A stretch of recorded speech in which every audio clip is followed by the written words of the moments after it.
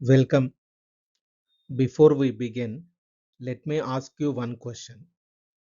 If UPSC asks a science and technology question tomorrow on a technology you have never even heard of, could you still write a good answer? Because you have probably already been told the same scary thing about this paper. That is, it's unpredictable.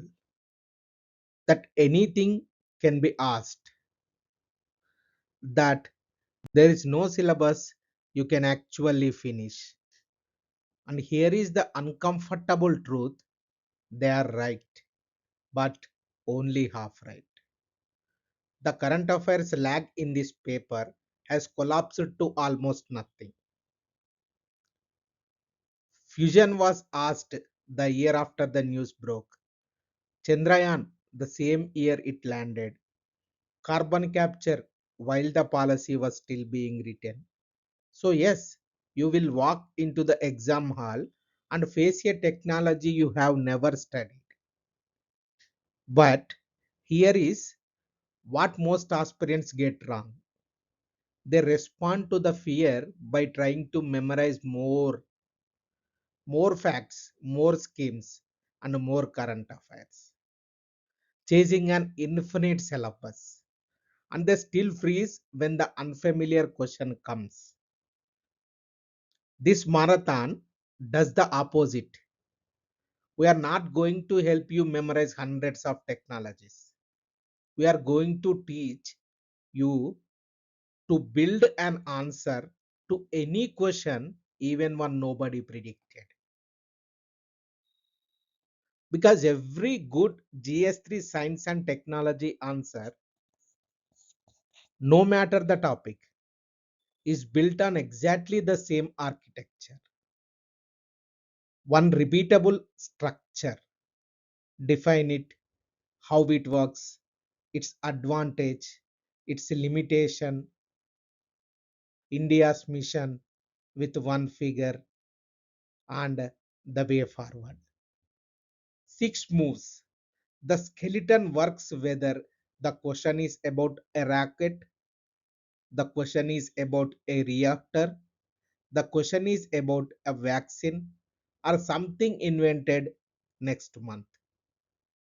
Master the method, and the topics stop being scary. And on top of that engine, two lenses for every single answer. What are the two lenses? The everyday impact lens, link the technology to a citizen's life,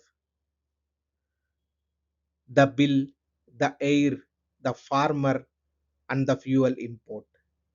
And the socio-economic lens, how it reaches the poor, creates jobs, builds self-reliance. An answer that names a technology but lands neither lens forfeits exactly the marks this paper rewards. An answer that names a technology but lands neither lens forfeits exactly the marks this paper rewards. So now here is how we have built the journey. 12 modules, the first 9 cover every single science and technology question UPSC has asked from 2013 to 2025. Those are 48 questions, every one of them: energy, space, biotech, the digital frontier, intellectual property, nanotechnology, defense, and our great scientists, and the everyday science residuals. And then three more, like Industry 4.0, cyber security, health technology. These three themes the paper has barely explored, but which could easily become tomorrow's mainstream questions. So we prepare them not because they are in the past papers, but because they are in the future ones. And throughout, whenever we hit a topic that is funded, flagged, and likely for 2026, I will mark it clearly as a bet. Green hydrogen, quantum, generative AI, and deep fakes, small modular reactors, and much more. You will always know what's a retired past question, means previous year question, and what's our prediction for this year. And one promise about how I will teach this. Throughout this marathon, I won't ask you to memorize isolated facts. I will show you how UPSC thinks so that you can think the same way in the examination hall. Which means one request on how to watch this. Don't treat it as something to passively absorb.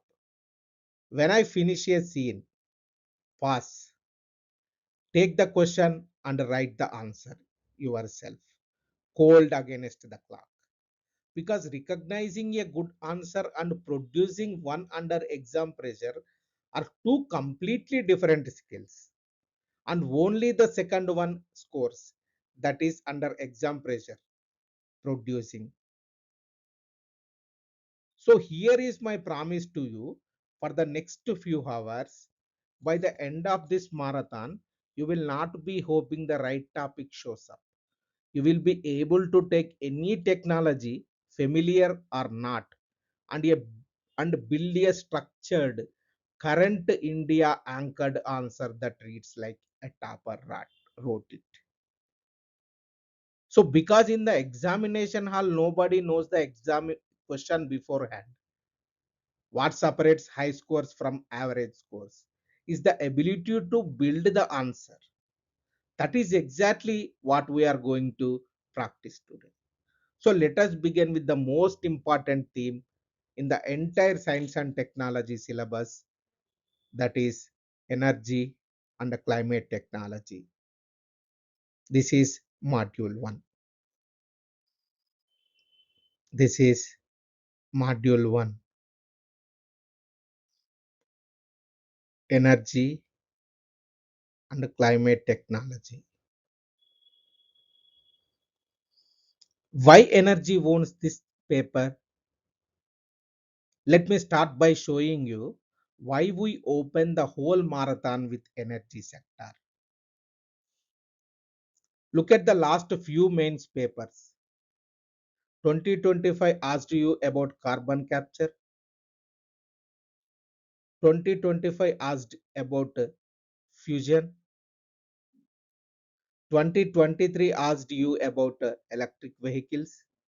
2021 asked you about solar. And now here is the thing, the examiner is not testing physics. The examiner is testing whether you can connect a technology to a climate promise and to a citizen's daily life. That is the whole game here. And India has made three big promises at COP26, COP Conference of Parties. The Panchamrit, that is 500 gigawatts of non-fossil capacity by 2030. An energy independent India by 2047 and a net zero by 2070. Remember those three numbers because every energy answer you write should end by parking the technology against one of them. And carry two lenses into every answer. The everyday impact lens, link the technology to a citizen's bill, air, job, or fuel import, and comes to the socio-economic lens, linked to the farmer, rural energy, green jobs. If miss both and you forfeit exactly the marks energy questions are scored on. Get this module right and every later module is a falling. Comes to the answer engine. Before we touch a single technology, learn the skeleton. Every energy question in this paper is multi-directive. It talks 3, 4, 5 sub questions at once. So your answer must be the modular. The 6 moves every time. First one, define in a sentence a non-scientist understand. 2, how does it work in 2 or 3 classes? No jargon dump. And 3, what does it solve? The advantage. And fourth one, what holds it back? The limitation or fear. And the fifth one, the name India's mission with one figure. And sixth one, the way forward parked against a climate promise. So here definition, mechanism, advantage, limitation, mission, and way forward.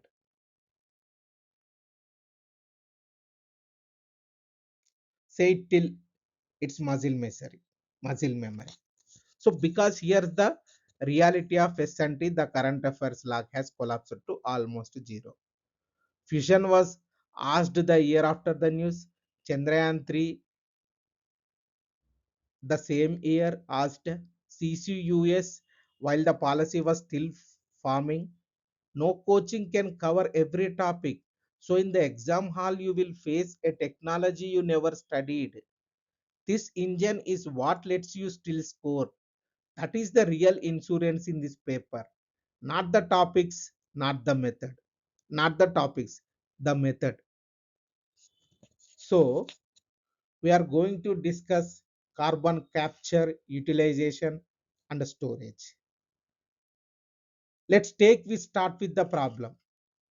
Some emissions cannot be wished away with solar panels. Steel needs coking coal. Cement releases carbon dioxide from the limestone itself, not just the furnace. Cement releases carbon dioxide from the limestone itself.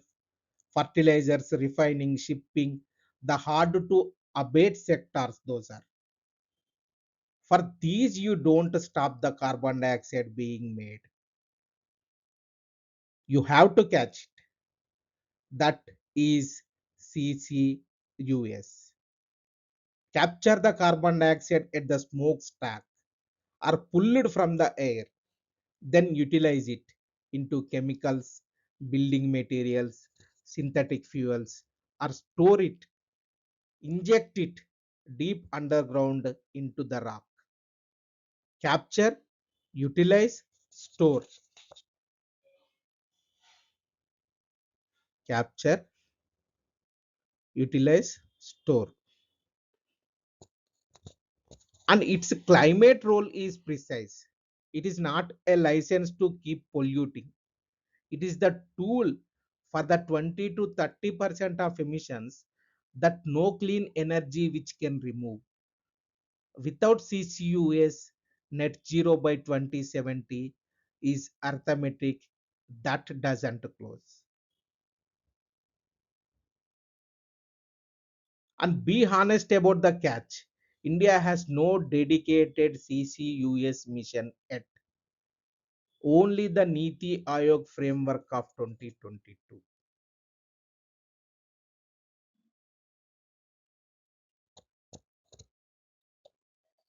That gap is itself a scoring point. Plus the cost per ton is high. And there is moral hazard critic that it becomes a big leap for continued fossil use. The line that scores CCUS is not an alternative to decarbonization. It is the insurance for what decarbonization cannot reach.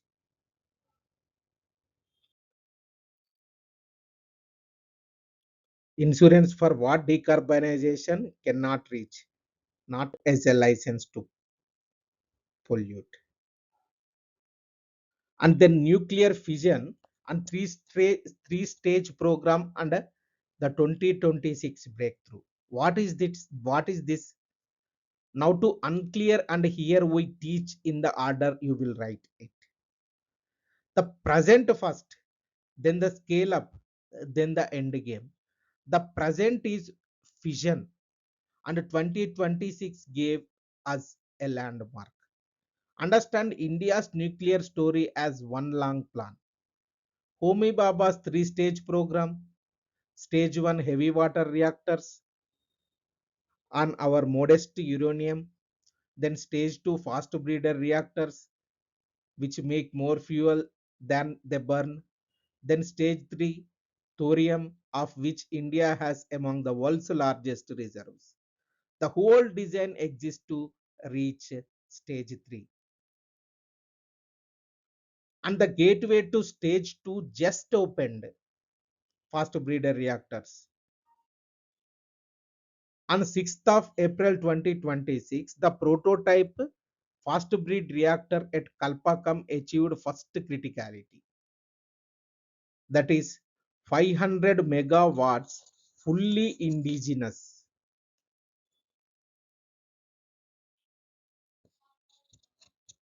Designed by IGCAR,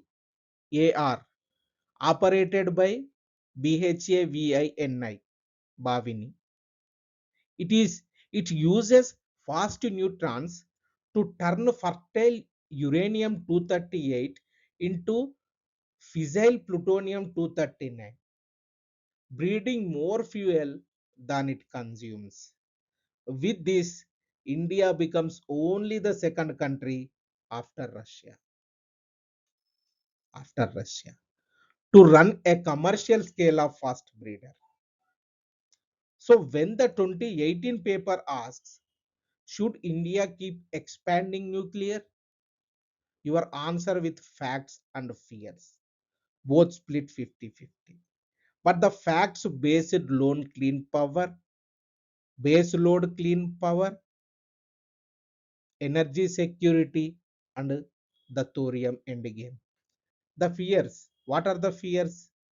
Waste, cost, and time overruns. Safety after the Fukushima liability law. A balanced answer wins. A cheerleading answer does not. So now, what is this SMRs and the nuclear energy mission? Now the second nuclear story, and it's the more likely 2026 question because it is newer. If the breeder is the present, SMRs are how you scale it fast. SMR means small modular reactors. Small modular reactors, a convention small modular reactors. A conventional plant is a giant built on site over a decade. A small modular reactor is the opposite idea. Smaller, factory built in its standard modules, shipped and assembled.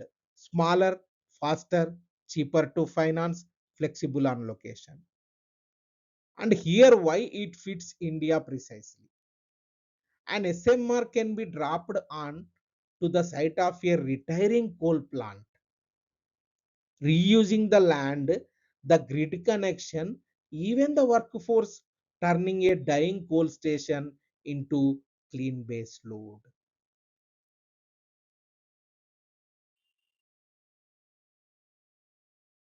India's vehicle is the nuclear energy mission announced in the 2025-2026 budget 20,000 crores.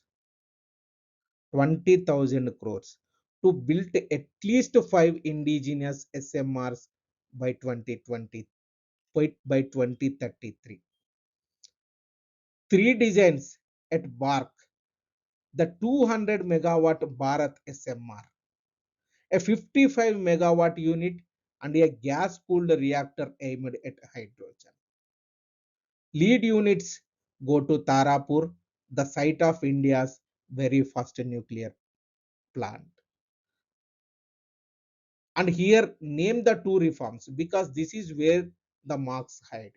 What are the reforms? First one, the sector is being open to private players.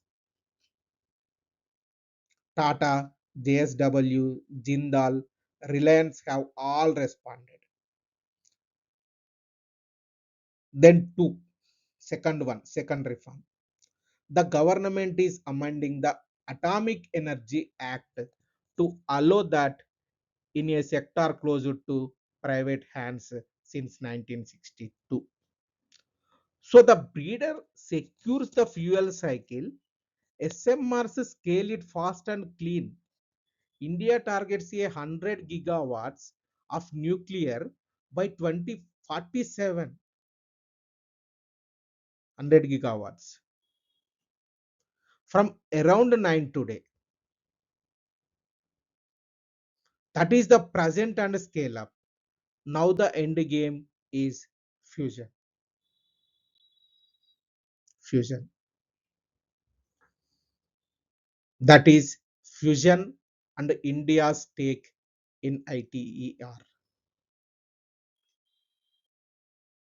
Fission is the present. Fission is the present. SMRs, the scale up. Fusion is the end game. Because fusion does the opposite everything before it. It joins light atoms, hydrogen into helium, the reaction that powers the sun. So no long lived radioactive waste like fission, no carbon, fuel from seawater, effectively limitless. This is the price. Clean, abundant baseload power. Comes to the ITER. ITER is the world's attempt to prove it at scale. Seven members, India is one of them since 2005. And India does not just write a check. India contributes 9.1% in kind. We design and build that hardware, the cryostat, the cryostat.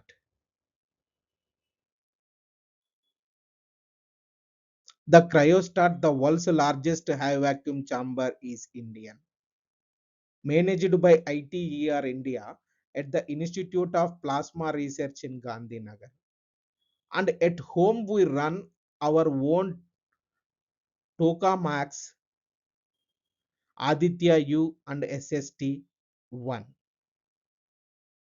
So, fusion follow up. What is this here? Now, here is why fusion is live for 2026. 2025 asked it once, and once asked topics with a moving story come back. And this is the update that separates a current answer from a stale one. To not cite the old first plasma to 2025 date. It's a dead. The revised baseline pushed the timeline to a robust initial operations phase from around 2035. 2035. So say it honestly, fusion is not near term power. It is a long horizon civilization bet. The end game, not the present. And the fresh angle most candidates miss. Fusion is no longer only a government mega project. Private fusion companies worldwide are racing the new with new approaches. And India has begun engaging that ecosystem. So the implication if a fusion succeeds is civilizational, energy, poverty ends, the climate match is solved at the source. And India having built the components holds the engineering capability, not just a seat at the table. That distinction, capability, not membership, is the mark. That distinction is capability. So this is regarding fusion and ITER. And then we are moving to solar and the renewable energy.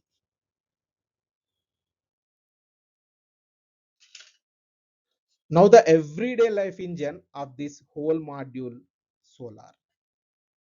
The pitch against conventional power is simple. No fuel cost, sunlight is free. No emissions at the point of generation. Modular, a rooftop panel, or a gigawatt park, same technology. Decentralized, it should be decentralized. Power reaches a village without a grid line.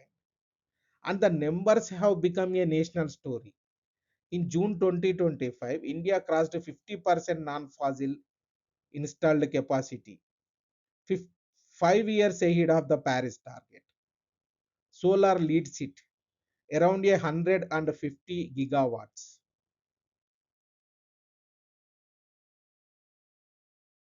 India is now third in the world for renewable capacity. But here is the line that separates a topper's answer. Capacity is not generation. Even at 50% non-fossil capacity, even at 50% non-fossil capacity, coal still supplies close to 70% of the electricity actually generated.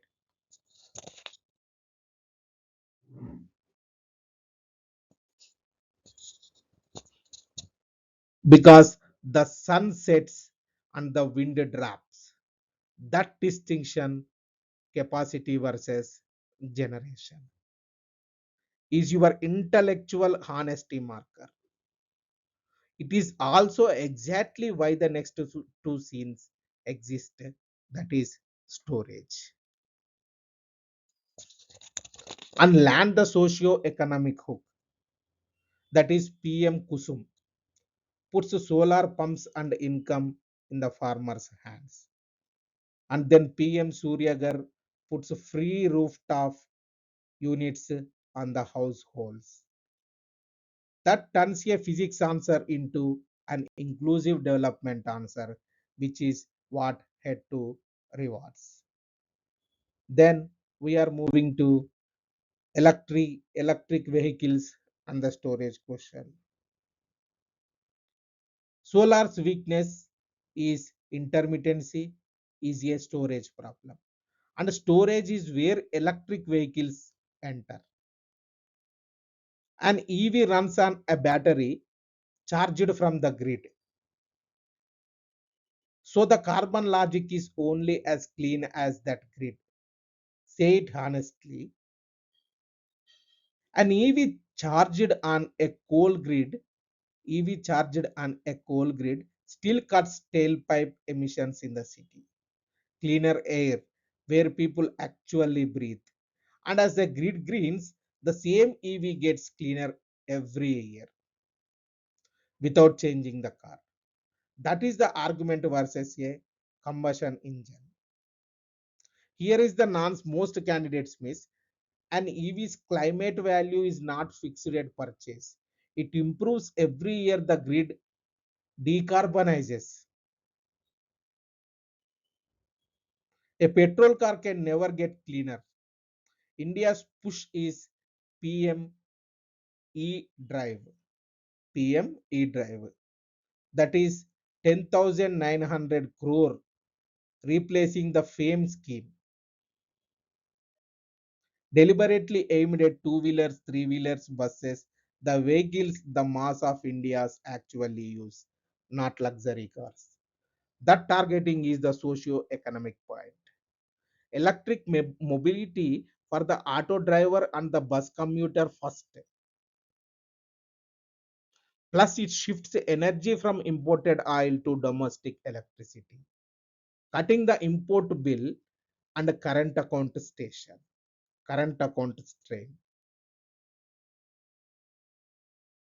Then we are moving to battery storage and critical minerals. Remember the honesty marker from solar. Capacity is not generation. Capacity is not generation because the sun sets and the wind drops. This scene is the answer to that problem, and it's raising fast enough to be sit its own 2026 STEM. If solar is the everyday engine, storage is what lets it run after dark. What BESS does.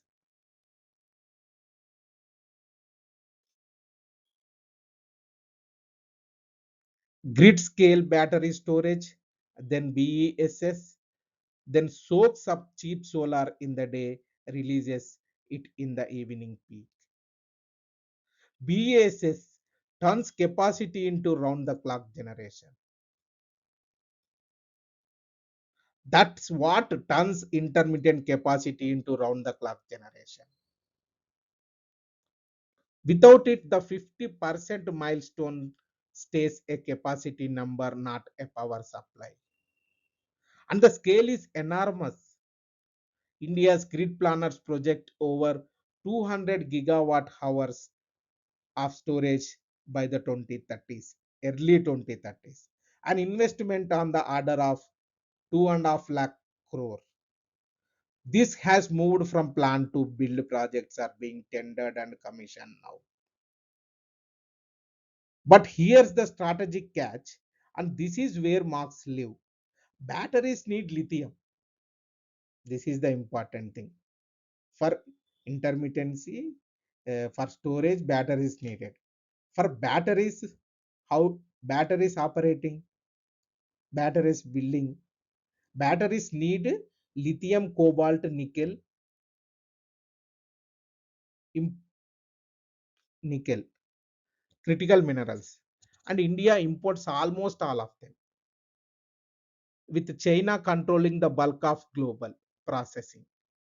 So a clean energy strength becomes a supply chain dependency. But India's answer is the National Critical Mineral Mission, securing supply three ways. First one, domestic exploration, overseas acquisition through Kabil, which has lithium blocks in Argentina, and a recycling incentive, that is urban mining that recovers minerals from dead batteries. Plus, plus early moves towards sodium ion batteries, which is abundant sodium, not scarce lithium. So the through line is storage completes the renewable promise. But true energy independence by 2047 means owning the minerals and the manufacturing, not just the panels. So comes to the green hydrogen. Here is the one that I would bet on hardest in energy. Green hydrogen is the single most funded new energy mission India has, and it has never been asked. Funded, flagship, untested, the exact profile of a fresh question. Start clean. Hydrogen burns with only water as exhaust, no carbon. But most hydrogen today is grey, made from natural gas, dirty to produce. But green hydrogen is made by splitting water using renewable electricity. Clean input, clean output. And here is its real power. It reaches where batteries cannot. Steel, fertilizers, shipping, long haul transport. The hard to abate sectors from our CCUS scene. A battery can move a car. It cannot smelt steel. Green hydrogen can. India's bet is the National Green Hydrogen Mission, 19,744 crore, targeting 5 million tons a year by 2030 and a global export hub. This is mission outlay. The delivery arm is site, incentivizing electrolyzers and production. Now, the line that separates a topper's answer, be honest about execution. As of early 2026, India had commissioned only around 8,000 tons a year. A tiny fraction of the 5 million ton target. by 2030. The ambition is world class. The delivery is just beginning. But the encouraging signal under sight, that is SIGHT, green ammonia beads, came in far below the global benchmark. The cost curve is bending right and fold in the 2023 microorganisms question. The bioenergy bridge here, bacteria and algae make biofuels, biogas, biohydrogen, turning crop waste into sewage into energy. So that is waste to energy that also tackles stubble burning and rural fuel poverty. So the verdict here is green hydrogen is India's best tool for the missions no battery can touch. The mission is sound. The challenge now is pure execution. And every ton of its bends towards net zero of 2070. Step back and see the shape. Six technologies, one story. CCUS cleans what we can't stop emitting. Fission, the breeder, and now SMRs are the clean present and its scale up. Fusion is the time. Fusion is the limitless end game. Solar is the everyday engine. EVs and battery storage move that clean power. Green hydrogen carries it where batteries cannot. And notice nuclear arc. We built the breeder secures the fuel. SMRs scale it fast. Fusion is the end game. Present, scale up, and end game. Every one of them ends in the same place, 500 gigawatts, 2047 and 2070. So whatever examiner throws at you in 2026, a technology from this list or one we haven't named, run the six moves, land the two lenses, and park it against a climate promise. And the next module is space. We are going to discuss the roadmap that anchors every answer. Before any single mission, fix the roadmap in your head, because every space answer you write ends on it. Gaganyaan, humans in space by 2027, the Bharatiya Antariksha station, our own space station by 2035, and Indian on the moon by 2040. That is the spine. Whatever mission the examiner asks about, you place it on the timeline and instantly looks like a topper's answer. And carry two lenses, that is everyday impact, navigation, weather, disaster warning, telemedicine, and the strategic autonomy. That is Atmanirbhar in space, the head to hook. So the engine for every scene, the name the mission, say what it demonstrates, pin India's specific role with one figure. Give the honest limitation and park it on the roadmap.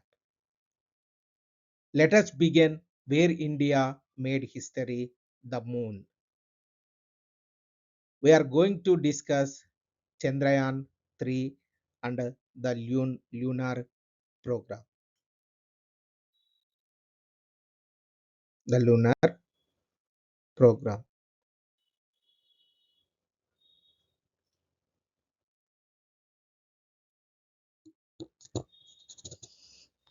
Start with the task the earlier mission missed, that is the soft landing. Chandrayaan 2's Vikram lander crashed in 2019. Chandrayaan 3 achieved the soft landing on the 23rd of August 2023, making India the fourth country ever to soft land on the moon and the first ever near the lunar south pole. The three before us, the USA, the erstwhile USSR, and China. The spacecraft carried three subsystems, a propulsion module, the Vikram lander, and the Pragyan rover. And it reused Chandrayaan 2's orbiter, so no new orbiter was needed. And named the Virtual Launch Control Center at VSSC Thiruvananthapuram. It let launch Teams monitor telemetry in real time and clear the countdown remotely. That is the resilience and redundancy in the launch chain. So comes to the Chandrayaan 4. This is sample return. Now the forward beat, because this is where a 2026 question hides. The next steps are already approved. Chandrayaan 4, a sample return mission which must not just land but go and come back with lunar soil. That return is whole new capability. It needs a docking and a liftoff from the moon's surface, and Chandrayaan 5 with Japan, the UPEX mission for polar exploration. So Chandrayaan 3 proved the landing. Chandrayaan 4 proves the return. Both are rehearsals for the crude moon landing of 2040. Then we are moving to Gaganyaan, Gaganyaan and human spaceflight. The 2017 paper asked why India had not attempted a manned mission. That premise is now completely overturned, and that's exactly why it's a live 2026 question. Gaganyaan is India's first human spaceflight. It will make India the fourth nation to independently launch humans after the USSR slash Russia.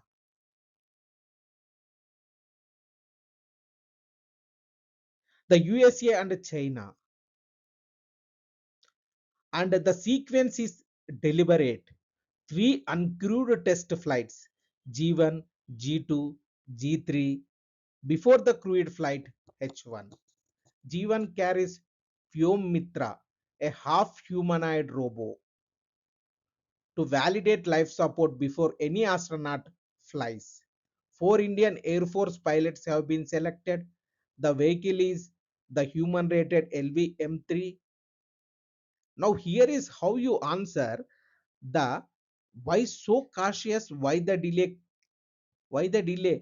critically, and note the current status honestly. G1 has been targeted, then slipped from late 2026, possibly into 2027, pushing the crude flight toward 2028. But don't read this delay as failure. The caution is the point, that is, over 8,000 ground tests, crew escape systems, redundancy. Because of one failure with a crew ends the entire program. So the balanced answer holds both. The caution is justified by crew safety, even as cost and timeline slippage are real, and Gaganyaan is the base for everything that follows. The space station that follows, the space station in 2035 and the moon in 2040. So this is all about Gaganyaan.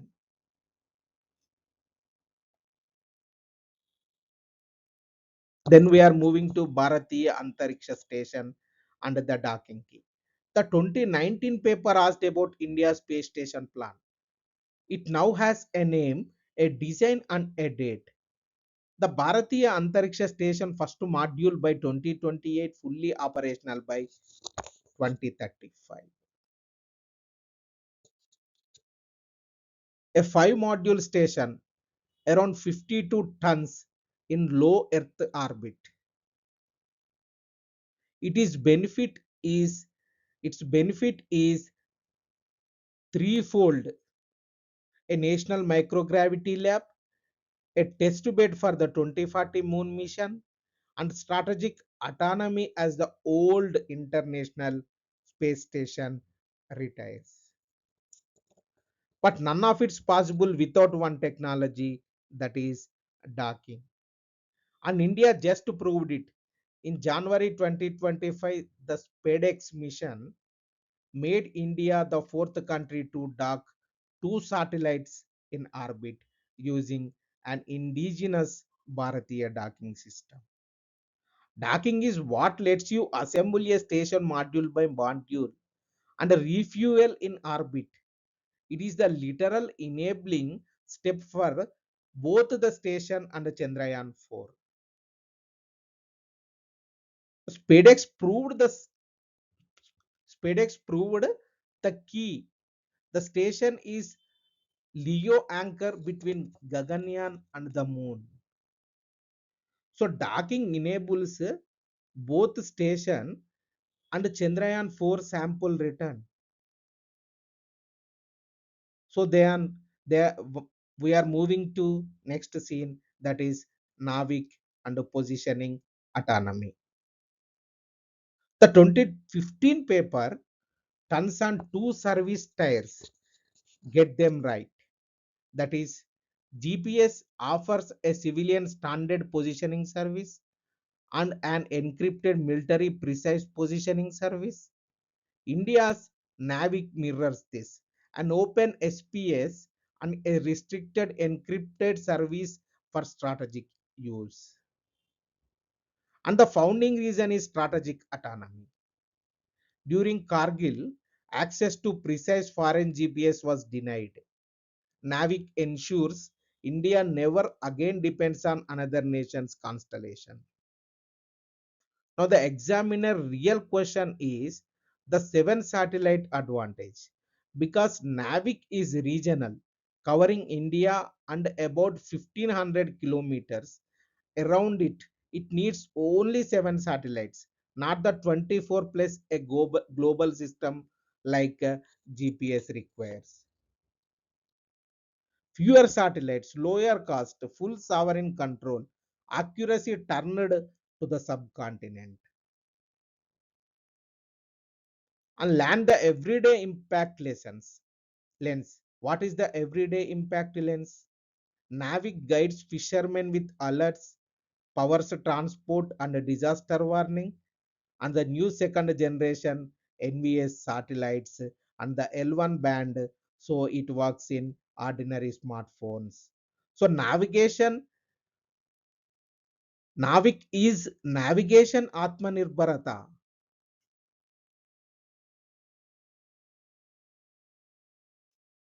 NavIC is navigation Atmanirbharata. So we are moving to space applications and the space economic dividend under the reform wave.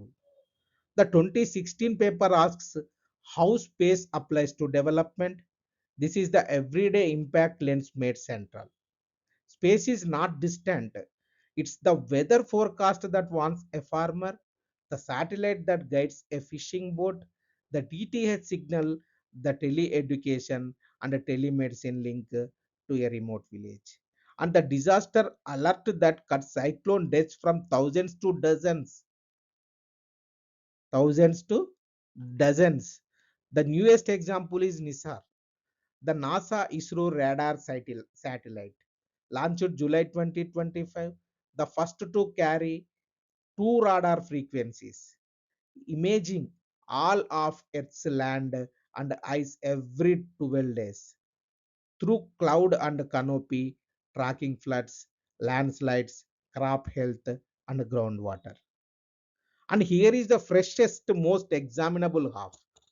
The sector has been opened up in space, in space created in 2020. The single window regulator for private players. The Indian space policy of 2023 defined what ISRO for research, NSIL for commerce, INSPACE in space to authorize. And the numbers now tell a real story. From one registered space startup in 2014 to over 400 by 2026. Investment has crossed $500 million. FDI norms have been liberalized up to 100% in a satellite component manufacturing, 74% in a satellite operations, plus 1,000 crore venture fund to back startups. The target is a 44 $44 billion space economy by 2030. 33. 8% of the global market, that is. So the socio-economic answer has two halves: space serving citizens and a liberalized space industry creating jobs, startups, and exports, that is inclusive development and strategic autonomy in one answer. So next we are moving to James Webb Telescope, James Webb Space Telescope. It is a global mission, not Indian. So the marks are in features, goals, and impact. Webb's leap over Hubble is that it sees in infrared with a 6.5-meter segmented gold coated mirror and a tennis court sized sun shield keeping it ultra cold. Infrared plus a giant mirror means it sees fainter, older, more distant objects, and it sits far out of the sun earth L2 point, not in low orbit like Hubble. Its goals. What is goals? What are the goals? Its goals: the first galaxies after the Big Bang, star and planet formation, and the atmospheres of exoplanets for signs of habitability. The benefit for humanity is foundational science, looking back toward cosmic dawn and testing whether other worlds could host life. Our own Aditya L1 also uses an L point, showing India in the same league of deep space observation. Then we are moving to asteroids and the planetary defense. Asteroids are rocky leftovers of the solar system's formation, mostly in the belt between Mars and Jupiter. The extinction threat is real but rare. A large impact ended dinosaurs, so it's low probability, high consequence. That's exactly why it needs planning, not panic. The strategy has two arms: deflection, deflection, detection, and deflection. Two arms, that is detect and deflect. Detection: sky surveys that catalog near Earth objects and compute their orbits years ahead. And deflection: a deflection nudging a threatening rock, of course. And deflection is no longer theory. NASA's DART mission in 2022 deliberately crashed a spacecraft into an asteroid and measurably changed its orbit. The kinetic impactor method proven. Other options also studied: gravity tractors and, as a last resort, nuclear deflection. And comes to the India part, and India's stake is growing. ISRO plans to observe the asteroid Apophis during its close Earth flyby in 2029. Against a threat this size, global cooperation is the only viable defense. So step back and see the whole shape. Chandrayaan 3, the landing done, and Chandrayaan 4, the return. Next, Gaganyaan. Gaganyaan, humans in space, cautious and coming, and the station and space decks, docking proven, station building. Comes to the NavIC, navigation autonomy, NISAR and the reforms, applications and $44 billion economy, JWST, that is James Webb Telescope, deep space observation, asteroids, planetary defense, and every one of them lands on the same spine. Gaganyaan 2027, the station 2035, the moon 2040. Whatever the examiner asks, name the mission, pin India's role with a figure, be honest about the challenges, and park it on the timeline. And the next module is biotechnology and health. We are going to discuss. Biotech is the giant heaviest cluster in this paper, and it has one hook, the examiner returns to again and again. Not what is the technology, but how does it reach the poor, the farmer, and the ordinary Indian. Every biotech question in this paper carries the socio-economic pull. So whatever you asked, your answer must land on affordability, farmer income, or poorer sections. Miss that, and you have written a biology answer, not a GS3 answer. And park every answer on the bioeconomy story. India's bioeconomy grew roughly 16-fold in a decade, a past $165 billion by 2024, approaching 190 billion by 2026, heading for 100 billion by 2030.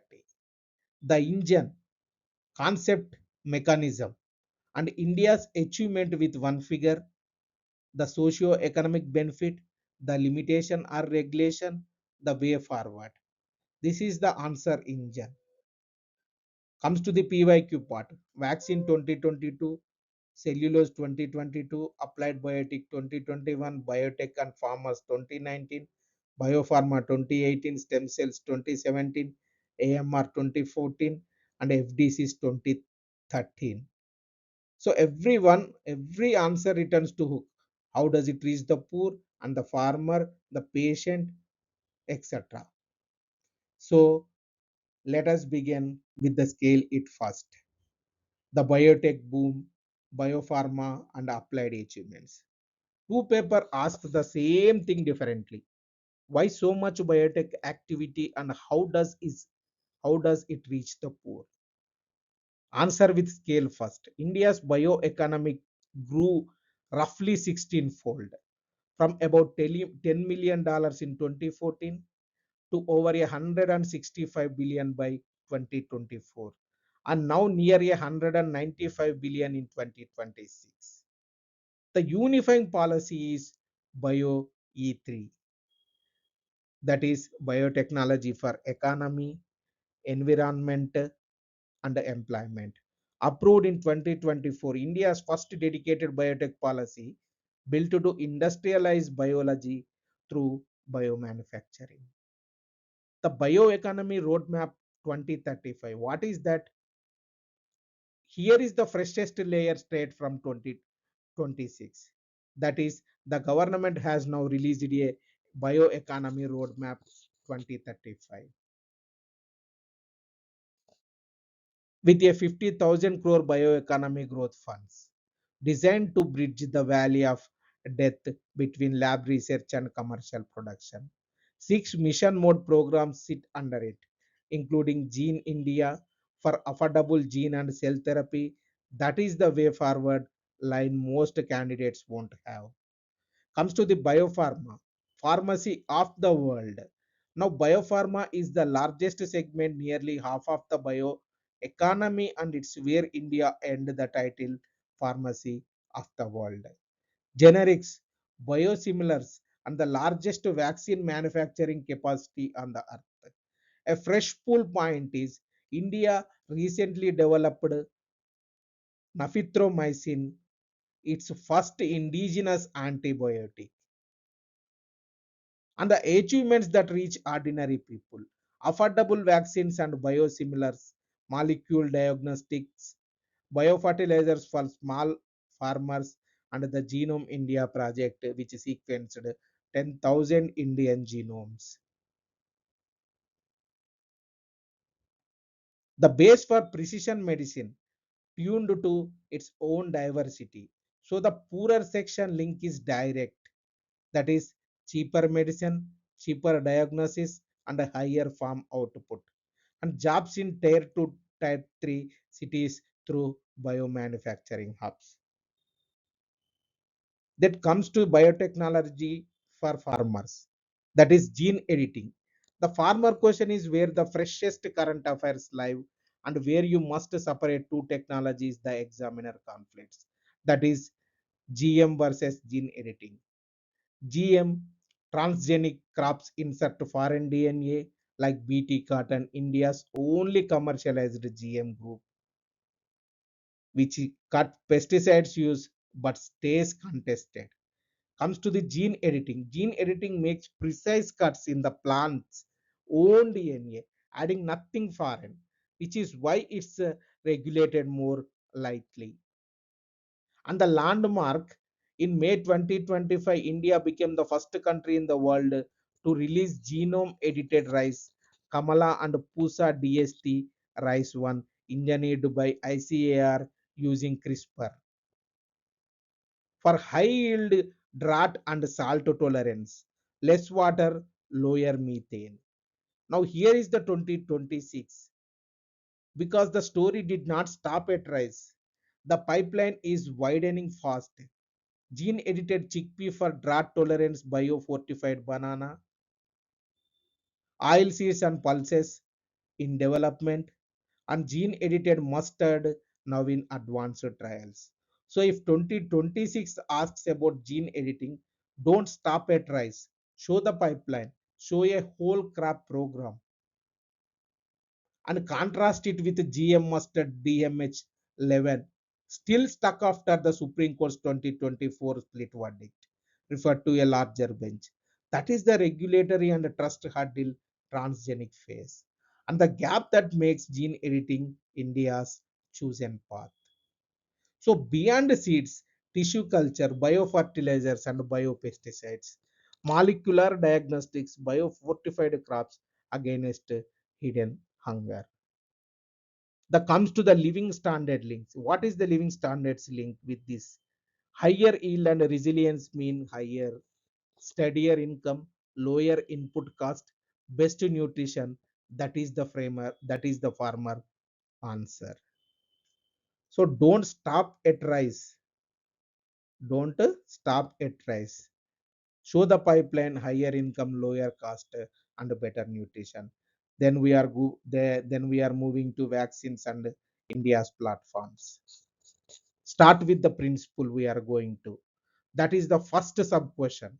What is that? A vaccine trains the immune system by showing it a harmless version. How a vaccine works, we are going to discuss in the first instance. A vaccine trains the immune system by showing it a harmless version or fragment of a pathogen, the antigen. So the body builds antibodies and memory cells without suffering the diseases. On real infection, those memory cells responds fast enough to stop illness. What are the India's four platforms? But the mark is in approaches India used for COVID because India deployed nearly every platform there is. Covaxin, inactivated whole virus, the classical method, Bharat Biotech with ICMR. Then Covishield, a viral vector vaccine using a harmless adenovirus made by Serum Institute. Then Corbevax, Corbevax, a protein subunit vaccine using just the spike fragment. And Zycov D by JWST, the world's first DNA plasmid vaccine for humans and needle free. So why India could supply the world? Why India could supply the world? The platform range plus the Serum Institute being the world's largest vaccine maker is why India could supply itself and the world under vaccine Maitri. Everyday impact and soft power in one answer. So then we are moving to next scene, that is stem cells and the leap to the cell and gene therapy. Stem cells are the body's raw cells, undifferentiated, able to self renew and to become specialized tissue. What the therapy does? Their therapy replaces or regenerates what's damaged. Bone marrow transplants for leukemia and thalassemia, rebuilding a damaged cornea or burnt skin. What is the advantage here? The advantage over conventional treatment, it regenerates rather than merely manages. It can cure what drugs only hold at bay, and being the patient's own cells, it avoids rejection. That is the thing here. Comes to the next CAR 19. And here is where India just planned its flag, the modern frontier. Next CAR 19 from Immuno Act out of IIT Bombay is India's first indigenous CAR T cell therapy, CAR T cell therapy, and world's first humanized one.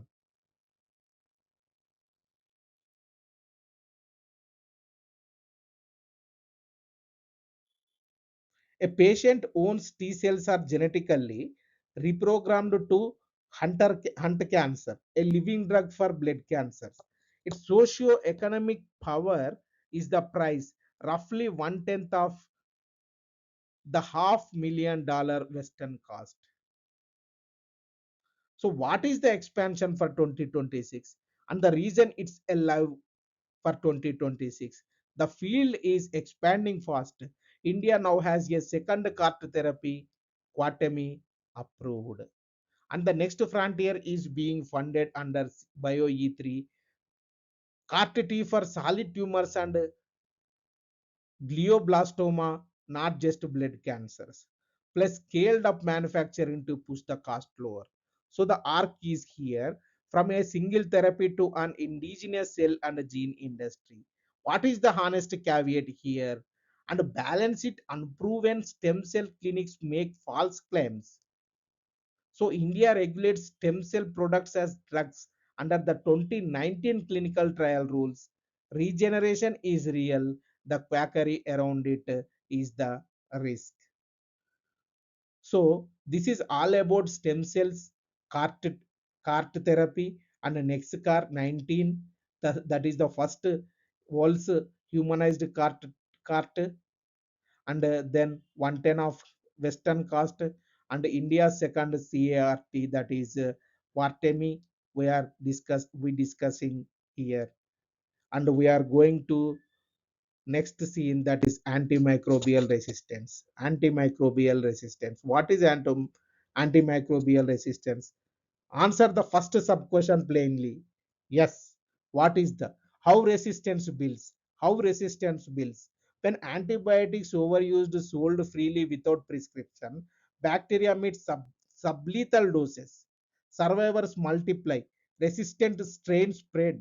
Misuse in humans, livestock, and agriculture all feed it. AMR turns treatable infections deadly and threaten routine surgery. It is a silent pandemic. How India control architecture. The mark is in monitoring and control. So list India's real architecture is Schedule H1 restricts over the counter sale of specified antibiotics.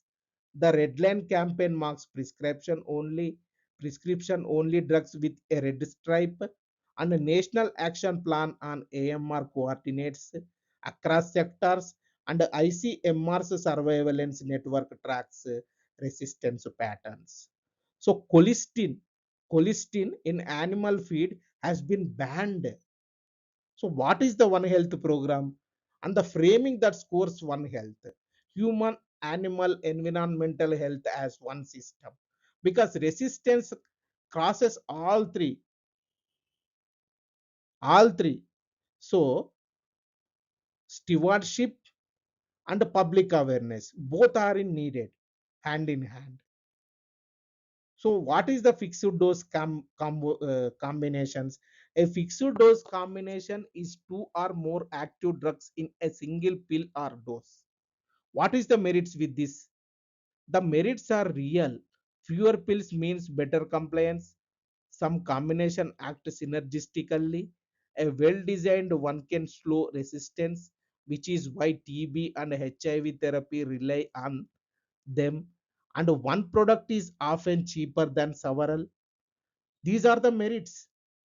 These are the merits. And what is the demerits? What are the demerits? Comes to the demerits. But the demerits are why FDCs, fixed dose combinations, are contentious. Many are irrational combinations with no scientific basis. Dosage can't be individually adjusted. Side effects become hard to attribute to one drug.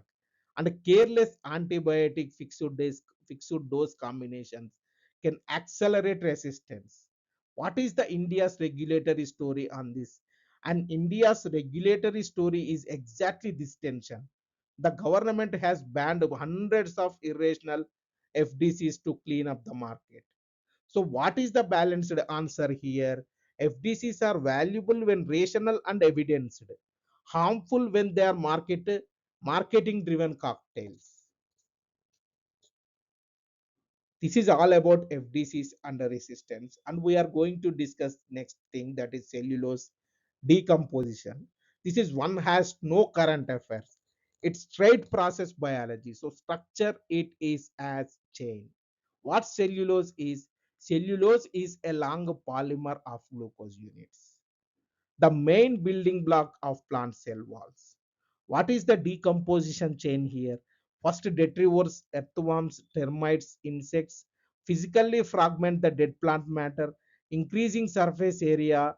Then, microorganisms, chiefly fungi, bacteria, secrete the enzyme cellulose, which breaks cellulose into cellulobiose and then glucose.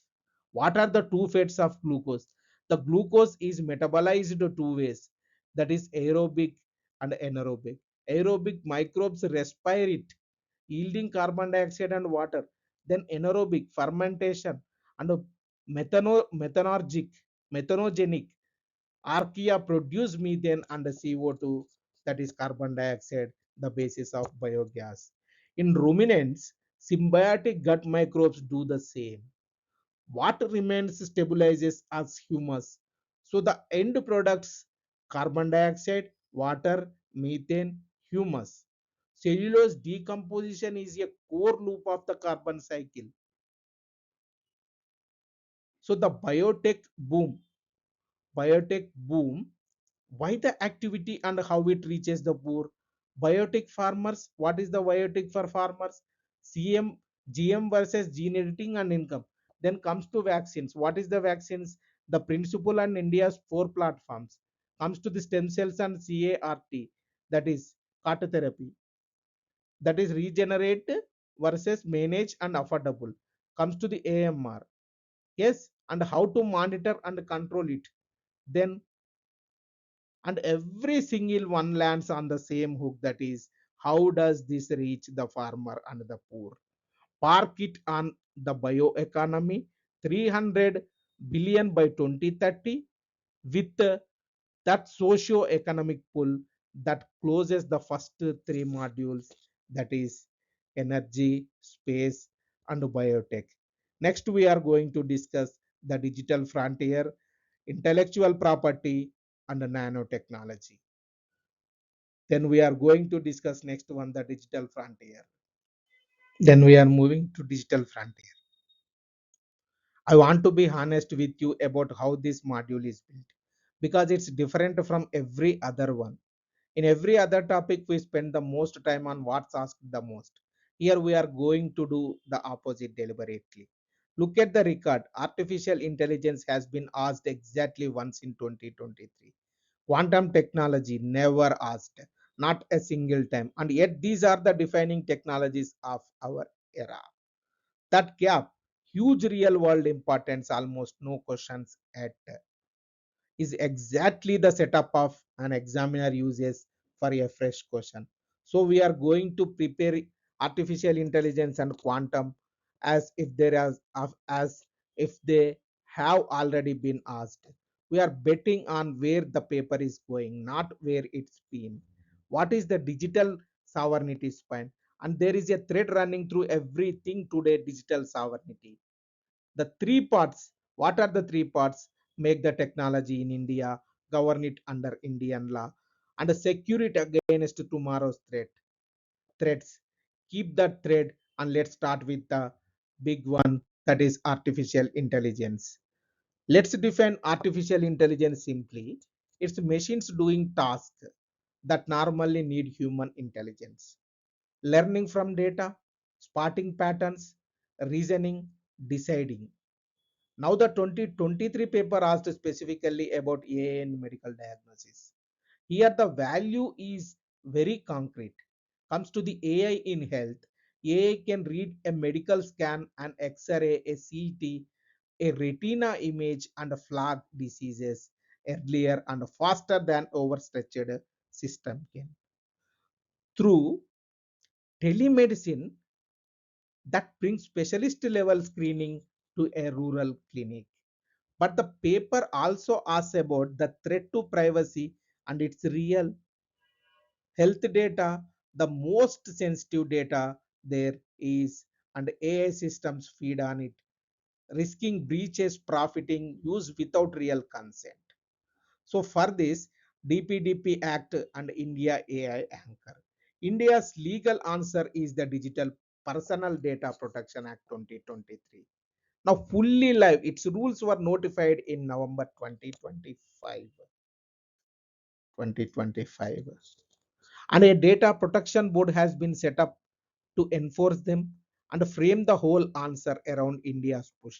The India AI mission, over 10,000 crore building our own computing power, tens of thousands of subsidized GPUs, over our own AI models, and a dedicated, safe, and trusted AI effort.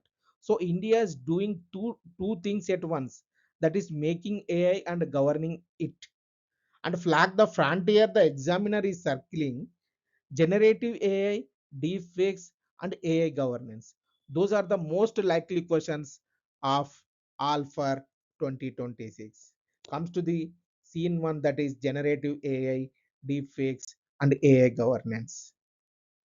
If I had to name the single most likely eccentric question for 2026, it is this one. Why this tops the vast list? Generative AI went from novelty to everywhere in 2 years. It writes, it codes, it draws, and the dangerous part, it fakes also. And crucially, India has just legislated on it. When the real world moves, the law moves in the same year, the examiner follows. So this is the highest probability stem in the whole paper. What generative AI is actually, let me define it simply. Ordinary AI recognizes patterns. It tells a cat from a dog. But generative AI creates new content, text, images, audio, video from those patterns. The power is extraordinary. Productivity, education, accessibility, drug discovery, etc. But what is the deep fake threat here? But same technology makes deep fakes, synthetic video and cloned audio so real you cannot tell. And the harms are concrete: non-consensual intimate imagery, election misinformation that moves votes, financial fraud through voice cloning, and the erosion of trust itself. When anything could be fake, people stop believing what's real. So, what is the India's 2026 legal answer? Here is your freshest, sharpest current affair. In Feb 2026, India notified the IT amendment rules. Its first dedicated framework for what calls synthetically generated information. You have to three things to name. That is, one, mandatory labeling. Second one, a 3 hour takedown window for flagged unlawfully synthetic content cut from 36 hours. And three, due diligence duties on the platforms that host. And first one is mandatory labeling. AI generated content must be visibly marked. Must be visibly marked. And second one, a 3 hour takedown window for flagged unlawful synthetic content cut from 36 hours. And third one, due diligence duties on the platforms and host it. And alongside the rules sit India's AI governance guidelines, built around 7 guiding principles or sutras, plus a new AI safety institute. The balance, what is the balance here? Now the frame that wins the answer. The innovation versus safety balance. Regulate too hard, you kill innovation and free speech. Regulate too little, you let synthetic lies run wild. India's stated approach is light touch but accountable, govern the harmful outputs firmly while the broader Digital India Act is still being written. So closely on digital sovereignty, India is trying to do both at once, build its own AI through the India AI mission and govern it under Indian law. Make it India and govern it India. That is the answer most candidates won't have. Then we are moving to semiconductors, scene number two. Chips runs everything, your phone, your car, weapons, AI itself. And India imports almost all of them. The global shortage a few years ago exposed exactly how dangerous the dependency is. So comes to the semiconductor challenges. What are the semiconductor challenges? Now the paper asks for the challenges and they are structural.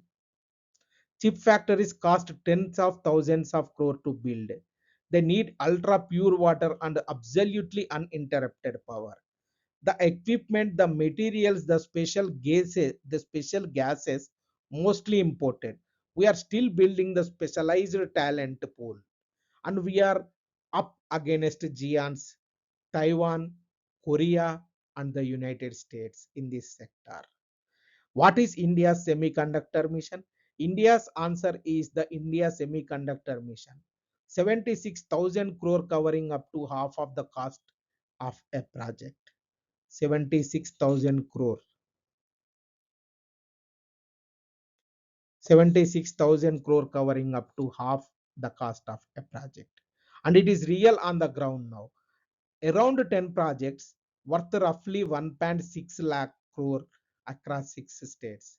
Our first proper chip factory is coming up at Dolera with first silicon by end of 2026.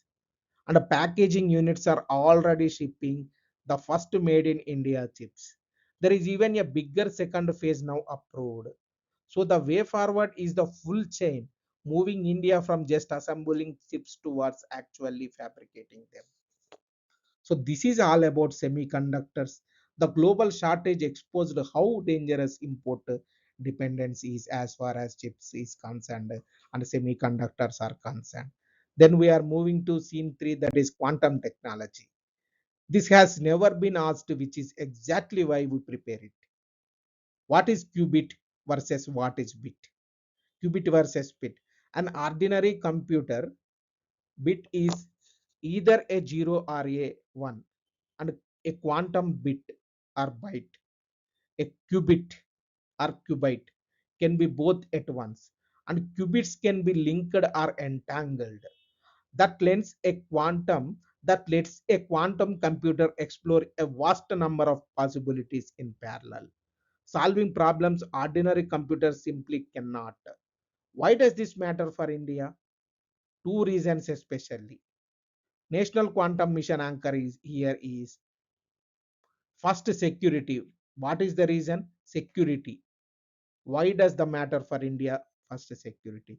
Quantum communications can make a channel tamper proof, but quantum computing can also break today's encryption. So this is a national security question, not a lab curiosity. And second one is India has a plan, the National Quantum Mission. About 6,000 crore running to 2031, aiming to build quantum computers, secure satellite communication, and quantum sensors. And we have already demonstrated quantum communication over 1,000 kilometers.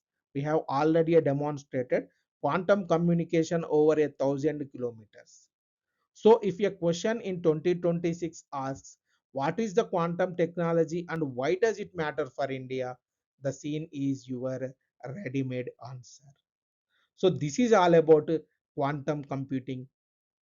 This is all about qubit equal to both 0 and 1 breaks today's encryption. Then we are moving to next thing, that is cloud computing and the government data, that is scene number 4. The 2015 paper weighs cloud hosting against in-house servers for government. Answer, it is a genuine trade of both sides. Cloud advantages and risks. The advantage of cloud are stronger, no huge upfront cost, You scale up or down on demand. You roll out government services faster. You pay only what you use, and disaster recovery is built in. That is exactly why India built its own government cloud that is called Meghraj. But the security side is the other half of the mark. Putting government data at on someone's else cloud raise a big question, that is data sovereignty. Where does the data physically sit, and whose laws governs it? Plus breach risk, blurred accountability, and vendor lock-in. So the smart answer is not cloud versus in-house. It is a hybrid, sensitive data on a secure government cloud, the rest on public cloud, all under the data protection law. The real question is which data goes where. So this is the regarding clouds, and comes to the digital signatures and cyber security. A digital signature proves two things: who sent a message and that nobody altered it. It is a foundation of trust in online government and commerce. Then how a digital signature works? Here is how it works. Simply, the sender's software takes the document, creates a digital fingerprint of it, and locks the fingerprint with sender's private key. Anyone can verify it using the sender's public key. And authentication here means three things at once. It confirms the sender's identity, guarantees the message wasn't tampered with, and provides non-repudiation, meaning the sender can't later deny it. It is legally valid in India under the IT Act of 2000. Now widen this to where the paper is heading: cyber security. As everything goes digital, threats grow, which is why India has agency called CERTIN for handling cyber incidents. And here is a neat closing loop for this. Quantum computers will one day break today's signatures, which is exactly why we are working on quantum safe cryptography. This is regarding sort data by sensitivity, proof, identity, cloud, and the signatures. Then we are moving to next scene, that is Bharat 6G. One more digital frontier the paper will reach, that is 6G. Why now? Why we are going to prepare now? Here is the timing that makes it examinable. India rolled out 5G at record speed. We are now the world's second largest 5G market, over 400 million users. But in 5G, India held barely 1.5% of the patents. We used the technology, we didn't own it. 6G is India's chance to flip that. And that ownership story is exactly what an examiner tests. Then what 6G is? Let me define it simply. If 5G connected devices, 6G designed to fuse communication with sensing and intelligence, data rates up to a terabyte per second, running on terahertz frequencies, enabling things like holographic communication and real-time digital twins. Standards target commercial rollout around 2030. Then comes to India's mission and ambition. India's vehicle is the Bharat 6G vision and mission. With the Bharat 6G Alliance pulling together industry, academia, and startups. And the headline ambition is to secure 10% of global 6G patents, up from 1.5% in 5G. In 5G, 1.5% patents. As far as 6G patents is concerned, to secure a 10% global 6G patents. India is already among the top 6 nations in 6G patent filings, with terahertz and optical communication test beds funded, and 105G labs seeding the ecosystem. What is the sovereignty frame? Now the frame that lands it, this is the module's spine again. India convened a global 6G declaration in New Delhi, signed by the US, Europe, Japan, Korea, and others, committing to networks that are secure and open by design. That makes India is a norm setter, not a rule taker. So comes to digital sovereignty. 6G is not just faster internet. It is India moving from consumer of foreign telecom standards to a co-author of the next one. That is own the patent and you own the standard. This is all regarding Bharat 6G, New Delhi Declaration, and etc. And we are moving to next scene, that is robotics and automation. The 2015 paper asks where robots can take over prohibitive labor.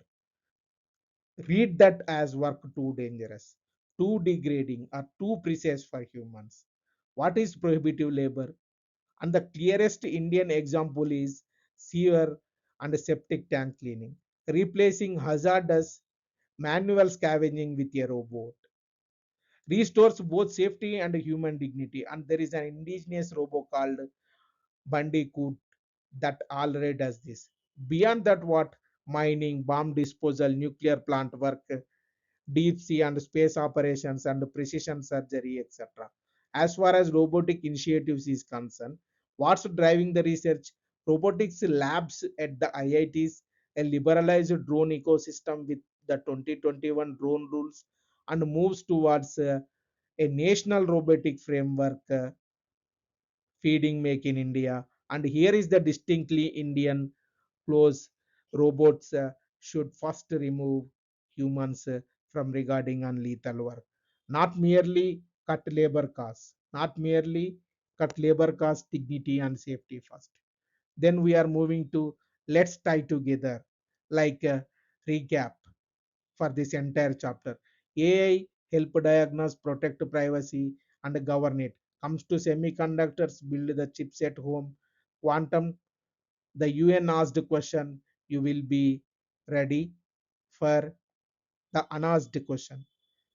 Cloud, what is cloud? Sort data by sensitivity, digital signature, and cyber identity, integrity, security. Robots, what are the robots? Take humans out of dangerous, degrading work first.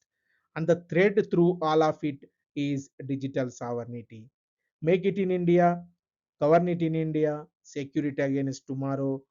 Remember, this is the module where we are betting on the future, that is AI, quantum, cyber, thin on past questions, heavy on what is coming. Prepare them, and you are ahead of the paper, not behind it. Next, we are going to discuss intellectual property rights.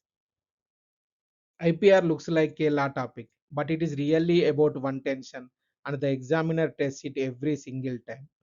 The balance, what is the balance here? On one side, incentivize the inventor and give them a monopoly, or they won't invest in creating. On the other side, protect the public, affordable medicine, access to knowledge, heritage safe from theft. Every IPR question lives in the gap between these two. So what is the India's dual position? And India has a distinctive dual position: defend our traditional knowledge from being patented abroad and convert our own patents into actual products. Protect the heritage, commercialize the invention. And what are the two lenses here? So carry two lenses into every answer. The innovation incentive lens, reward the inventor and commercialize, and the public interest lens, affordable medicine, heritage, and access. The whole cluster is the balance between them. Let us start with the basics of three kinds of intellectual property. That is in number one, the three IP types. What are the three IP types? Distinguish them by what they protect and for how long. That is the mark here. As far as this is concerned, first type, that is patent.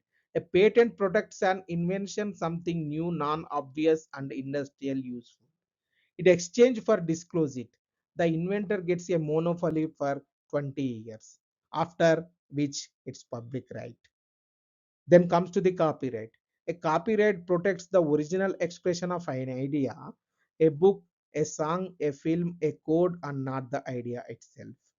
It is automation, it is automatic on creation and lasts the author's life plus 60 years in India.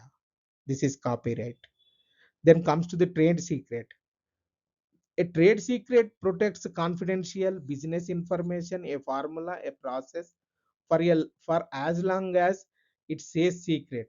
No registration, no expiry, but no protection once it leaks. As far as the clean contrast is concerned, and there is a clean contrast that scores a patent trade secrecy for a time limited monopoly through disclosure. A trade secret keeps the monopoly by never disclosing. Coca Cola's formula is the classic example. Note the Indian gap here is India has no dedicated trade secret law protecting it through contract and equity instead of that. Then we are moving to section 3, class D, and the Novartis Glivec case. This is the sharpest illustration of the innovation versus access balance in Indian law. What is the 2005 shift? Until 2005, India granted only process patents for medicines, not product patents, which let its generic industry make cheap versions and become the pharmacy of the world. In 2005, the comply with the WTO's TRIPS agreement, India amended the Patents Act to allow product patents again. Comes to the section 3, class D, the anti-evergreen shield, anti-evergreening shield. Add to and to stop evergreening, where companies extended monopolies by patenting trivial tweaks of an old drug. Parliament added section 3, class D, and to stop evergreening, a new form of a known substance is not patentable unless it shows enhanced therapeutic efficacy. So comes to the Glivec verdict. Novartis sought a patent on a new crystalline form of its cancer drug Glivec. In 2013, the Supreme Court rejected it. The new form showed no enhanced efficacy under Section 3, Class D. So what are the pros and cons? The pros, it protects access to affordable life-saving generics and blocks evergreening. And cons is the pharma companies argue it discourages incremental R&D and investment. What is the balance verdict here? 3 class section 3 class D is a public health safeguard, deliberately tilting the balance toward access for essential medicines. And note the related tool here, compulsory licensing, used in the Natco Bayer case for a cancer drug. This is the thing about India's answers to biopiracy. This is the Glivec case. Then we are moving to traditional knowledge, the TKDL. Two papers ask how India protects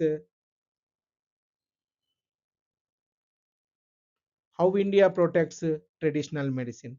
The answer is defensive documentation. The biopiracy threat. What is the biopiracy threat? India's traditional knowledge, Ayurveda, Unani, Siddha, Yoga was being wrongly patented abroad. Turmeric and neem patents were granted in US and Europe, then had to be fought and revoked at huge cost. The TKDL and defensive shield. The response was the traditional knowledge digital library built by CSIR and the Ayush Ministry, documenting formulations, translating them into 5 international languages and formatting them. So foreign patent examiners can find them as prior art and reject wrongful claims. That is defensive protection. You cannot patent what is already documented as known. The open source trade-off. What is the open source trade-off? Now the 2015 paper asked whether to open the TKDL publicly, and this is where the fresh policy sits. The pros here is opening it drives research, innovation, and enterprise on India's heritage. Comes to the cons part, full open access without safeguards risks the biopiracy. The library was built to prevent. What is the India's middle path here? And India's resolution approved recently is a middle path, not blanket open source, but widening access beyond patent offices to business and researchers through a paid controlled subscription. That is the actual current model teach that, not a hypothetical one. The other pillars here is, and complete the answer with the other pillars, the Biological Diversity Act and access benefit sharing, GA tax, and people's biodiversity registers. So so heritage is a sovereign asset, and India protects it defensively while cautiously unlocking its value. Heritage is a sovereign asset protected defensively, value unlocked carefully. Then we are moving to next scene, that is IPR and life materials and commercialization gap. The 2024 paper, the 2024 paper has two parts. the world scenario on patenting life, and why India's patents really reach the market. The life materials debate, first and foremost, we are going to discuss. On life materials, the global picture is contested. Can you patent a gene, a cell line, a genetically modified organism? Landmark rulings split this line. The US allowed a patent on GM microorganism in Chakrabarti, but later held that naturally occurring isolated genes cannot be patented in myriad. India draws a firm line. The Patents Act excludes plants, animals, naturally occurring substances, and essentially biological processes. Through genetically modified microorganisms can be patented. What is the correct premise here? Now correct the premise precisely because the question misstates it. India is not second in filings. India is the world's sixth largest patent filer, but it is among the fastest growing 6 straight years of double digit growth, and for the first time resident filings are the majority, over 60%. The structural reasons here is, and here is the real 2026 question: why so few patents commercialize? Why so few patents commercialize? What are the reasons? The reasons are structural. Weak academia industry linkage, most filings are defensive or academic, not market oriented. Thin funding for scale up and prototyping, a poor technology transfer ecosystem, regulatory friction, the brain drain. These are all the things are structural. The way forward: strengthen technology transfer offices, fund translational research and pilot infrastructure, but reward IP that remains commercial rights in India. Comes to the frontier AI and IPR and flag the frontier. The examiner is circling AI and IPR. Who wants work generated by AI? Is training an AI and copyrighted data infringement? India already ranks fifth in the world of generative AI patents. So this is not hypothetical. It's the next live IPR question. So close on India's dual position. Convert patents into products at home and settles the new rules AI created work. So you have to step back and see the tension resolved. Recap of this entire chapter: three IP types, what each protects and for how long. And next section 3, class D and Vivek case, anti evergreening and public health. And the TKDL, what is the TKDL? Defensive protection now cautiously opened, life materials and commercialization matter, patentability limits and why patents stall, and comes to the balance again, and everyone lands on the same tension. IPR must reward innovation and protect public access and heritage. India deliberately tilts towards access through section 3 class D and defends in its heritage through the TKDL. And we are going to discuss the next module, that is nanotechnology and materials. Why this module is about enablers? Here is the mindset for this whole module. Nanotech and advanced materials are not a sector. This is the enabler idea. They are enablers, force multipliers. They don't compete with the health or energy or agriculture. They make all of them cheaper, lighter, cleaner, more accessible. So every answer here follows one chain. A material property leads to a material property leads to a real application, leads to an everyday or socio economic payoff, and a property application and a payoff. Property application and payoff. Questions: PYQs: Nanotech in agriculture in 2025, blue LEDs in 2021, Nanotech health in 2020, Nano mission in 2016, 3D printing in 2030, FRP composites in 2039. Look at the questions PYQs. What is the India's arc reach to product? And India's and land India's arc every time. From research where India is third in the world in nanoscience publications, to products where India made the world's first nano fertilizer, research to deployed product, that is the story. What are the two lenses here? The two lenses: everyday impact, cheaper lighting, better medicine, lower farm inputs, and socio-economic self-reliance. farmer income, energy access, Atmanirbharata in materials. Let us start with what nanotech even is. What nanotech is and why it's key 21st century technology.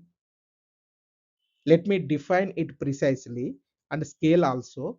Nanotechnology is the manipulation of matter at the scale of 1 to 100 nanometers, a billionth of meter. Why the scale matters here and why that scale matters is whole point at nano size. Materials behave differently from their bulk form.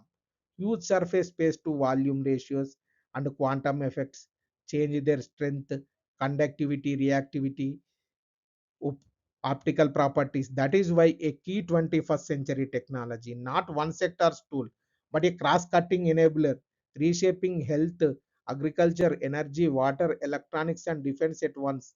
Comes to the nano mission. India's institutional push was the nano mission launched in 2007 under the Department of Science and Technology, an umbrella capacity building program funding research infrastructure, human resources, and application. It is a salient features. A nano mission council, center of excellence, and deliberate phase two tilt toward applications, not just papers. The result is India rose to third in the world nanoscience publications and seeded institutions like INST Mohali. So the scope is everywhere, and the proof if works is the next scene. That is nanotechnology in agriculture. This is where India leads to the world. So anchor is it hard, but tell the whole story here is how nanotechnology works. Nanotechnology works by shrinking inputs to nanoscale. So plant absorbs far more what's applied. Nutrients are encapsulated in nanoparticles that release in a controlled way and stick to leaf surfaces. So a fraction of conventional dose does the same job. So that is the world's first product. The world's first product, and India became the first country in the world to commercialize a nano fertilizers. Of course, nano urea liquid in 2021, then nano DP in 2023, where a single 500 ml bottle replaces whole 50 kg bag. Now there is nano zinc and nano copper too, a widening family. So what is the socio-economic promise? And the socio-economic promise the question demands here is lower input cost and higher absorption mean higher net income. A bottle is cheaper to buy, transport and store than a bag. Import dependence on the fertilizer subsidy bill fall. Solid health and nitrogen runoff improve. Soil health and nitrogen runoff improve, and spraying is delivered through Namo drone Didi, putting drones and income in the hands of rural women. The adoption reality is what, but here is what turns from a slogan into topper's answer. Be honest about execution. The promise is real, but adoption has been slow and contested. Farmer uptake is stuck at only 10 to 15% of urea use, and many farmers spray nano on top of the full conventional urea, defeating the purpose. Field results have been questioned, and in 2026, the government itself capped nano fertilizer use and brought 14 nano products under formal quality regulation. A single both scaling and caution. What is the balance verdict here? So, the balance verdict here is nano fertilizers are a genuine Indian innovation with real promise, but the payoff depends on execution. So, execution here is important. Farmer education, honest to field data, and spraying support comes to the balance part. Promise plus honest adaptation gap is exactly what a 2026 answer needs. Nano agriculture can lift the farmer through cost, yield, dignity, and self reliance if delivery matches the science. So, this is all regarding about nano agriculture and nano fertilizers with the Namo drone, the puts drones. Then we are going to discuss next scene, that is nanotechnology in the health sector. In medicine, nano's value is precision hitting a target without collateral damage. What is the targeted drug delivery? The flagship application is targeted drug delivery, a drug packed into a nanoparticle engineered to release only the diseased site, most powerfully in cancer, where it spares healthy tissue and cuts the brutal side effects of chemotherapy. So, diagnostics and the everyday example. In diagnostics, nano biosensors and quantum dot imaging detect disease markers at tiny concentrations, earlier diagnosis, and the everyday example most people met without knowing it. The lipid nanoparticles that carried mRNA in COVID vaccines. Nanotech was delivery vehicle. What is the frontier and what is the caveat here?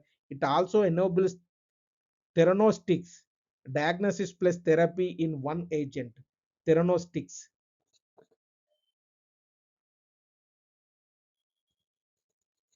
Theranostics. Nanoscaffolds for tissue regeneration, and antimicrobial nano coating on implants, and close the caveat with the examiner rewards water. Nanoparticles in the body raise toxicity and long-term safety questions. So regulation and testing must keep pace. And comes to the 3D printing, additive manufacturing. 3D printing builds an object the opposite way to traditional machine. The layer by layer, instead of cutting material away, it adds material layer by layer from digital model, fusing plastic, resin, or metal powder. What are the advantages? It advantages rapid prototyping, mass customization where each part can differ, ideal for prosthetics and implants, complex geometries impossible to machine, minimal material waste, and on-demand production without tooling. What are the disadvantages? Its disadvantages are slow and costly for mass production, a limited palette of materials, size constraints, sometimes weaker parts, and intellectual property risk, since anything digitized can be copied. So, what are the applications and India part? Applications can span aerospace, medical implants, automotive, even construction, and India's push in the national strategy for additive manufacturing. What are the FRP and composite materials? A fiber reinforced polymer is a composite, a polymer matrix reinforced with strong fibers, most often glass or carbon. How it works? The fibers carry the load, the matrix binds and protects them. So the material gets the best of both, very high strength with very low weight, plus corrosion, and fatigue resistance. How they are made? They are manufactured by laying fibers in the resin and curing it through hand layup. Pultrusion, pultrusion, filament binding, or autoclave curing for of pre-impregnated sheets. Comes to the aviation and automobile. In aviation, replacing metal with composites cuts aircraft weight dramatically. So modern airlines are around half composite by structure, which means less fuel burn. India's Tejas fighter and ISRO launch vehicles use them. In automobiles, composite panels reduce weight and boost efficiency, which matters especially for electric vehicles extending range. So the through line is strength to weight, lighter machines that use less energy. We are going to next scene, that is blue LED and lighting revolution. The 2014 physics Nobel went to Akasaki, Amano, and Nakamura for something deceptively small and efficient blue LED. Why blue was the price? Explain why blue was the price. Red and green LEDs has existed since 1960. But without blue, you cannot make white light. And white light is what lights at a home. What lights a home? Their breakthrough was cracking the material problem, growing high quality gallium nitride crystals. So a blue LED plus a phosphor coating produces white light. So the what is the everyday impact here? And the everyday impact is enormous. LED lighting uses roughly a quarter of the energy of incandescent bulb and the last for longer. So it slashed household bills and global energy demand and carbon emissions. Access and India's Ujala scheme. It brought light off. It brought light off grid villages through cheap solar plus LED systems And the same technology blacklights every phone, laptop, and TV. India's own chapter is Ujala. What is Ujala? Which distributed hundreds of millions of LED bulbs and cut consumer bills and peak power demand at national scale. So a single color of light became one of the most consequential everyday technology of the century. So you have to step back and see the pattern. Nanotech in the nano mission, the cross-cutting enabler, nano agriculture, the world's first product and its honest adoption test, nano health, the targeted delivery and diagnostics, and 3D printing layer by layer, custom versus scale, FRP composite strength to weight, blue LEDs, a color that enable white light and the remade energy. And what is the enabler spine again? And everyone lands on the same idea. These are force multipliers. They make the sector cheaper, lighter, cleaner, more accessible. And ideas edge is turning research into deployed products, that is nano urea and Ujala. That closes the digital frontier, intellectual property and nanotechnology here. The next class is going to discuss defense, our great scientists, and everyday science and policy, etc. So, what are the most likely questions as far as these modules is concerned? That is green hydrogen, because unasked, and quantum technology, that is overdue, generative AI and deepfake rules, and Gaganyaan and Chandrayaan, then SMRs nuclear energy mission, gene editing and rice, battery storage, critical minerals, semiconductors, IMS 2.0, patent commercialization, AI IPR, and Bharat 6G. These are going to, so you have to take any technology, even one you have never studied, and build the structured answer. What it is, how it works, what India is doing, why it matters. Go and write like a topper.